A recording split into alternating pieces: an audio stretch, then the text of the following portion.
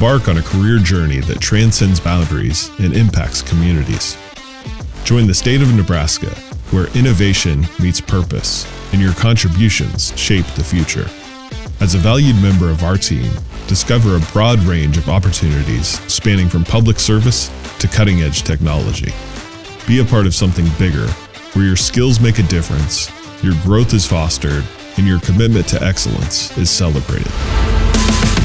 With hundreds of positions waiting to be filled, Nebraska state government opens doors to fulfilling careers.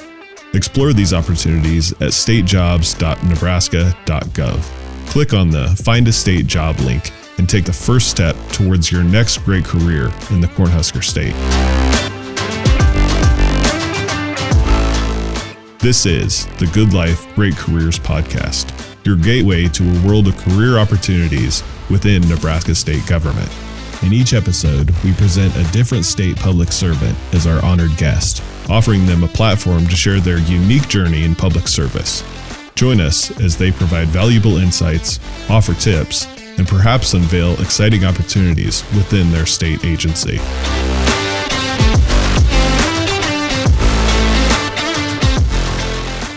Welcome to the Good Life, Great Careers podcast. My name is Caitlin Betts, and I'm the Director of Talent Acquisition for the state of Nebraska. I'm joined again by co-host Brian Civic, the Director of Workforce Training and Development. Today, our guest is Jadyn Gentleman from the Nebraska Department of Correctional Services, where she is the Agency Wellness Coordinator. In her role, Jadyn has the opportunity to provide wellness education, resources, and training to all Department of Correctional Services staff. She's also a mentor through Big Brothers, Big Sisters, which is one of the organizations that the state of Nebraska partners with through Mentor Nebraska. Jayden, thank you for taking the time to be here today. We're really excited to get to know you as well as learn about your state of Nebraska career and your experience with mentoring. So we'd love to start off today by you just sharing a little bit about yourself. Absolutely. Thank you so much for having me today. A little bit about myself and personally, on a personal level, is I'm actually from a very small town called Cairo, Nebraska. And so I ventured to Lincoln for college, and then we ended up staying here after college. And a very fun fact is I actually get married in 74 days. Oh, congratulations. Yes. Thank you. Yes. So you came to Lincoln for school, and then was this your first career? How did you get connected with the career at Department of Correctional Services? Yes. So Department of Corrections was technically my footstep in the door with my first career after graduating from UNL. I initially started with their health services team, which was a great option for me, as a stepping stone into the career, but then entail my degree from UNL was nutrition, health, and exercise science. So finding this position as a wellness coordinator was almost a perfect position. I always say it's the golden nugget position. There's very few wellness coordinator positions out there, and this is definitely a fantastic place to be. Yeah. So tell us more about what you do as the wellness coordinator. Yes. So I would say no day will look the same.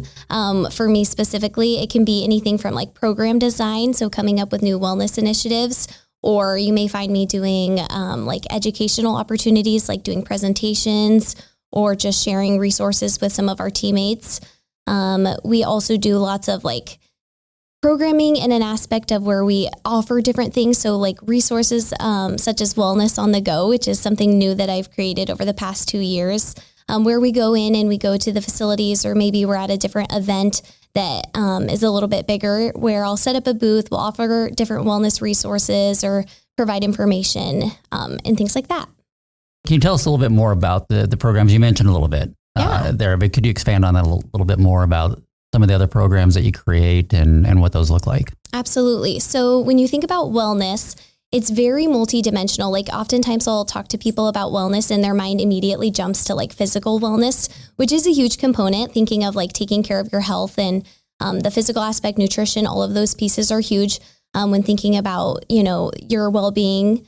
But then in general, also thinking about the work-life balance. So we recognize 6 dimensions there, which includes emotional well-being, your social well-being, even going into occupational health and just making sure that you're able to balance all different aspects. Because as you know, when you get into a career that may involve different hours or, duties that you may not had been used to from a different job before, it involves lots of different self-care strategies to be able to perform well on your end so that you can come to work every single day and be the best version of yourself. Awesome. So what's some of the feedback then that you've had from Yes. teammates and employees at corrections as far as, because I guess how long you're new in this role, right? So Yes. are these programs brand new with you starting into this role? And if so, then what have you seen as far as success and just feedback? Yeah. So this position is actually very unique. It was created for our agency 2 years ago. And so I was technically the first person in this position. So really it's been the development of the program. So overall, I would say it's been taken in very well, but as any new program is, it's just definitely something that people need to get used to, because when you think about like staff, in resources for them, especially when we serve the incarcerated population, many things that we do are for the incarcerated population. And so being able to provide these resources for staff, they're like, wow, this is for us. Like it's just, it's a very great opportunity. And yeah, I would say it's been received very well. Like I've gotten a ton of great feedback. So just being able to go into the facilities and provide that aspect is huge. Yeah. Yes. So you get the opportunity to travel around Nebraska a little bit to visit the different facilities? Yes. So all 9 prisons in Nebraska, I'm able to make it out to, and it's very, very nice that all of them are about an hour of driving distance from Lincoln, with the exception of the McCook prison. That one's a little bit further, but even still, Nebraska is a pretty small state compared to some other Department of Corrections where they're having to travel, much longer distances if they want to reach all of the prisons. So is most of what you're doing providing education, or are you also getting them connected with other resources, or what does that look like? Yes. So I would say mainly education in that aspect, but also we are looking for resources all times. I work very closely with our peer support team, which we call SERVs at NDCS. And so they are actually the ones providing the resources. They have a lot of different community connections. But then I guess I would say I also have a huge factor into that as well. We've been holding wellness fairs. So last year in 2024, we had 3 wellness fairs for our staff. And this year we doubled it. So we'll have 6 in total at the end of 2025. So that's where we would invite those external resources and our internal resources as well that can come and chat with our staff about all of the wellness dimensions. I love the mindset and that it's focused on serving the staff, the workforce of the agency, providing that support that they need, recognizing that. You mentioned like the SERVs team. Who are some of the other stakeholders that are heavily involved in this that you have? Yeah. So when we developed this position, we also developed a wellness committee. Okay. So these are members from each of the facilities, which has been awesome because they are more of like their eyes and ears in the facility. Because with me being at central office, each facility is their own city within a city. Yeah. So they have their own atmosphere, their own environment going on there. So the fact that I have people in the facilities, they can kind of share the information with what's going on in their facility, maybe what their needs might be a little bit. So they're able to provide you feedback and then give you direction, so you're not just absolutely guessing. That's awesome. Absolutely. I will say leadership has been tremendous. They're always on board with all of the new things that we come up with. So they have been a huge support with that too. And I think that's almost crucial when developing a program that's so new to an agency, that the leadership has to be on board as well. So thank goodness that we've had some really, really good support from all of our leadership. Yeah, that's key. For any program to be successful, support from leadership. And I just love how you have structured it, of giving the facilities a voice so their needs are being met and being supportive of the workforce. Right. And I think wellness is super important for, of course, the first responders who are, the line staff within the facilities. But then I also think too, the people who are sitting behind a desk all day and, not getting up to move for their 8-hour shift. It's also important to, I think, bring awareness to just all the different needs that you can meet in the wellness aspect. Do you have a favorite program or challenge that you've developed so far? Yes, I would say my workshops are probably my favorite. I'd partner that with the Wellness on the Go initiative. So for example, like we're sticking with the themes or the national holidays, like February was National Heart Month. So just actually last week, it was this week, I did a Wellness on the Go pop-up where I offered all different heart health types of things. So in that partnership with the workshop, I say that because with the workshops, I want to be teaching people something. I don't want to just be upstanding and doing a presentation where, maybe some people are dozing off or whatever it is. I want people to leave saying that they learned something. Yeah. So the workshops are huge for me, being able to actually let people practice what we're preaching instead of just hearing and being like, because we all hear this information all the time, whether it's eat healthier, whether it's, talking about your mental health. But if we're not actually practicing it and we just keep hearing it, then it's really not going to move as much as it could. Yeah. So the role is brand new with you. And so it's a couple years now? Yes. Is that right? Okay. So I think it's just over a year, actually. A little over, yep. Okay. So I want to back up a little bit. You talked about, you have these committees, the wellness committees, and that information flow coming in and these workshops that you do. But what was it like then on day one? I guess, was that infrastructure in place? Was it something that you had to kind of stand up from, brand new? What was that like day one for you coming into that? I would say it's been doing a lot of research. Thankfully, other states with the Department of Corrections have wellness programs that have already been developed. So I have been making tons of connections throughout the different states. Missouri's been a great resource for me, as well as just having, the support from the leadership. They've had some ideas that they would like to see come out. But then I also this is such a passion project of mine. So I'm really willing to do kind of what I like to call the shotgun approach, where you're just like coming up with tons of ideas and hoping that something sticks, rather than just being very, we're going to do this, one way. And maybe that doesn't reach everyone. For example, like emails, we have some of our staff who don't have access to emails on the daily. So if we're doing all things that are online, then we may be missing, a good half of our population for staff. What's been most surprising for you about working in state government? I would say most surprising is the diversity. Like, there are just so many different job categories that I just was shocked when you can go anywhere from healthcare to a skilled trade. There's just so many options out there. Like, when you think of a state job, or at least my mindset immediately goes to like sitting behind a desk and doing some office work. But in reality, there are so many jobs out there. Yeah, it's so true. And you can come in, and if you don't like what you're doing, then hey, there's opportunities in so many other fields if they're interested. Absolutely. Yep. Switching gears a little bit, you're also a mentor with Big Brothers and Big Sisters. Yes. Right? So can you tell us a little bit about that? Because this is a huge initiative for Governor Pillen. I think his line is, not every kid needs a mentor, but every kid deserves a mentor. So it's a big initiative for state public servants to give back in that way. Many of us have been so blessed to be able to mentor and help children. So tell us a little bit about your journey as a mentor and what that's been like. Yes, I think my journey is pretty unique when it comes to this, just because, I'm always working on finding resources for our employees from the wellness aspect of things. And I really think that volunteerism falls under that social wellness category. So I love to promote things like this. Like, I love to promote being able to get out and volunteer. So really, me doing the research of what can I promote to some of our employees really led to me finding that path as well. And more so when you're talking about what a good opportunity this is, I want to be able to practice what I preach and just be able to go through and see that side of things. And so really, it was my start of seeing that was from my background of wellness, but then just diving into it has been a great opportunity as well. How long have you been a mentor? I have been a mentor for 8 months. It'll be a year in July. Awesome. So you found it, you said, through your current career. Did you go through Mentor Nebraska then to get connected with Big Brothers or Big Sisters, or how did you select that organization? Yes. So I used Mentor Nebraska's website page. I didn't connect with anyone in specific when I was looking. I actually just used the information that they provided on each of the different categories that you can venture off into.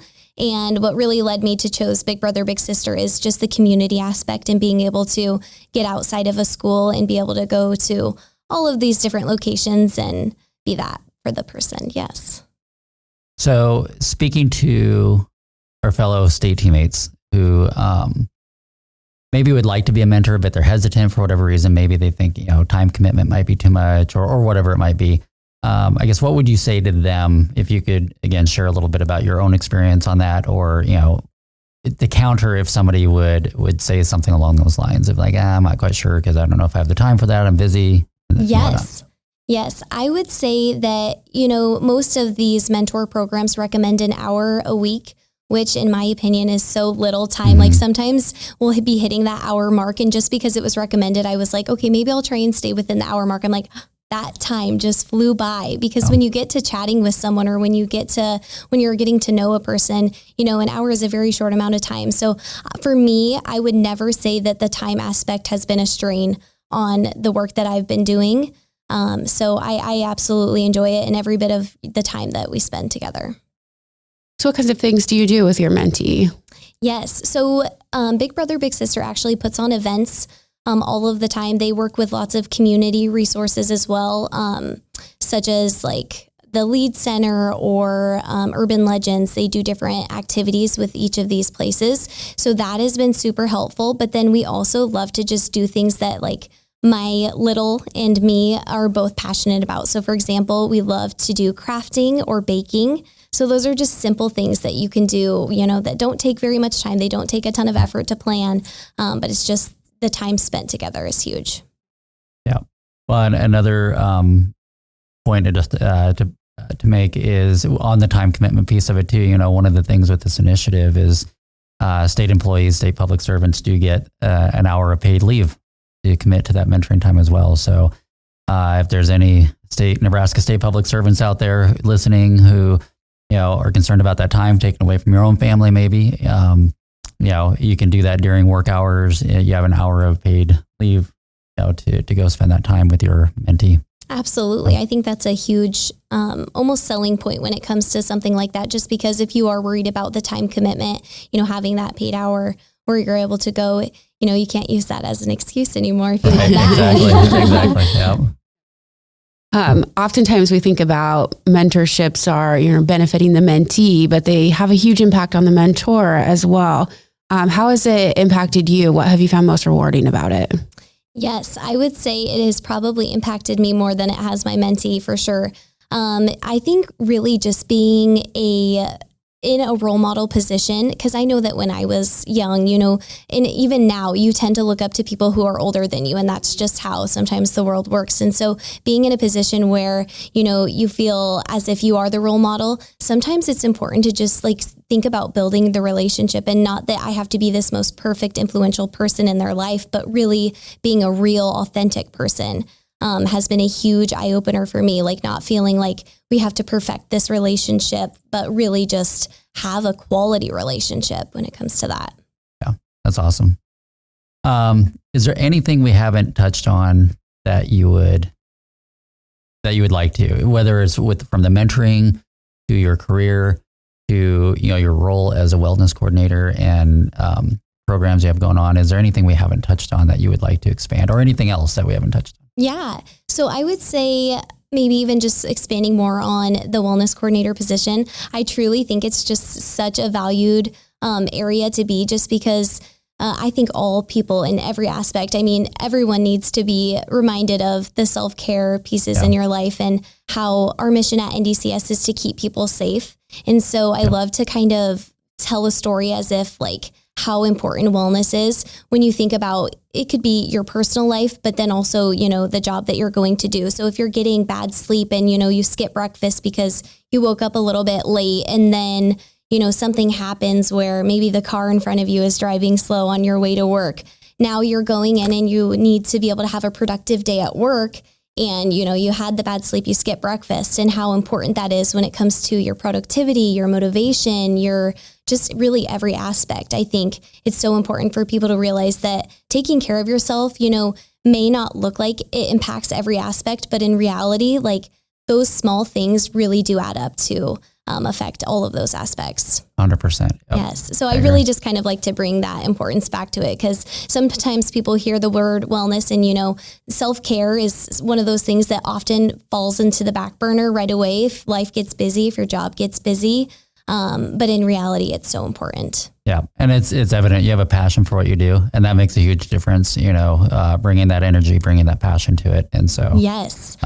So Corrections is lucky to have you. Thank you. I appreciate that. Sometimes we'll joke too that I have enough passion around wellness to go around the room. So if anybody's feeling a little down, don't worry. I have enough passion to go around. We'll get it up. We'll boost those levels. Nice. Love it. Awesome. Are you ready for the hot seat questions? Yes. Okay. I told you beforehand, nothing controversial, so I promise. So first one, if you could choose only one and only one, would you pick an appetizer or a dessert? I would pick an appetizer because usually by the time we go to eat, I'm like, okay, I'm so hungry. That's why Mexican restaurants are one of my favorites because you get the chips and salsa right away. So is that your go-to or yes, is there? Okay. Yes. Right. Okay. Very good. What's the most unusual job you've ever had? The most unusual job? That's a hard question. I would say maybe... I don't know. I think that's a hard one. I don't think I've had very many unusual jobs. I worked at Starbucks in college, so that was an interesting one, but I do love coffee, so probably not unusual. I don't know how I'd answer that. Yeah, I don't know if I have a good answer either. So maybe that's a tough one. All right. Do you prefer books or movies? Most recently, I would say books. I used to be a huge movie watcher, but now books have definitely become a huge point for me too. Yeah. Now, and I will say, I do love to listen to my books, but I count that as reading a book. Same, yes. 100%. Yes. I live outside of Lincoln, about 30 miles or so. So yeah, I go through a lot of audiobooks. Yes, that's the best way to get them in. It is, yeah. What's your favorite city in the United States? I would say Miami. I am a huge Florida girl. I love Miami. I was actually just there last week. So, oh wow, really? Yes. Miami and then Hawaii and yes. I guess I probably should have said Hawaii. All right. Here's an interesting one. Would you rather have a pet dinosaur or a pet dragon?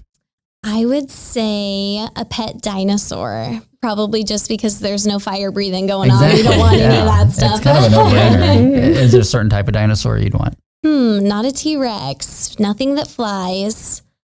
If it's a pet, is it miniature?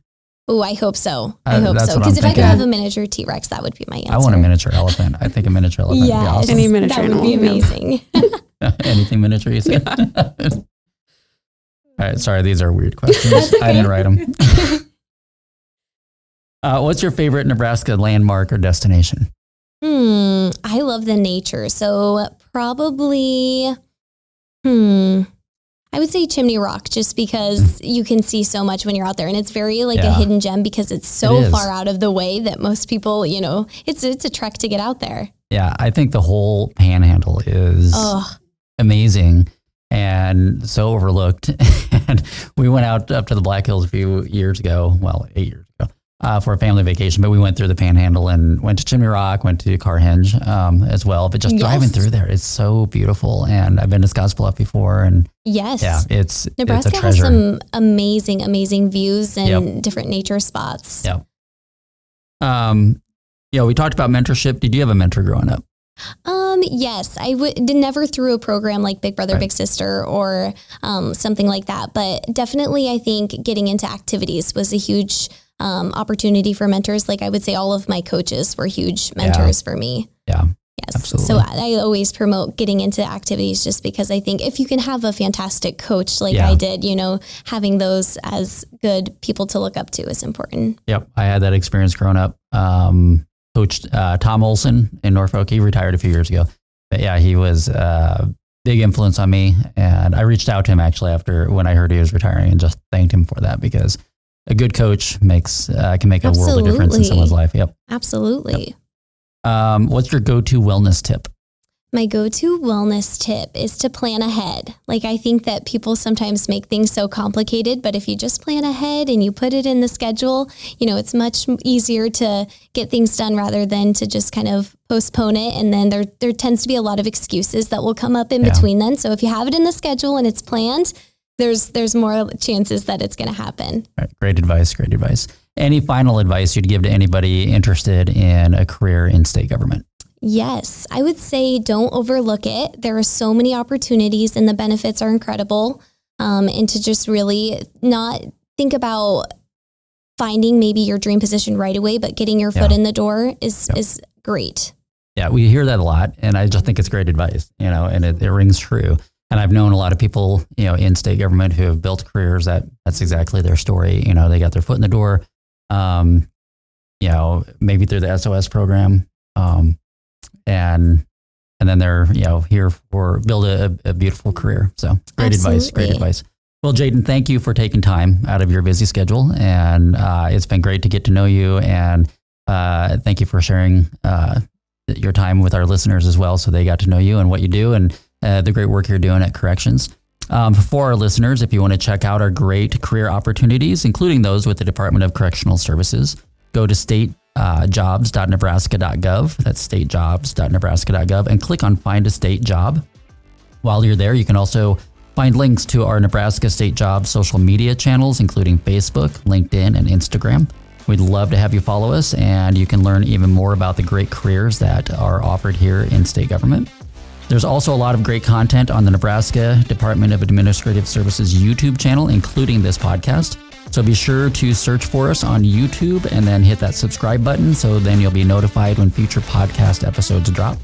On behalf of our guest Jayden, my co-host Caitlin, and myself, I want to thank you for tuning in and learning more about the great careers here in the Good Life.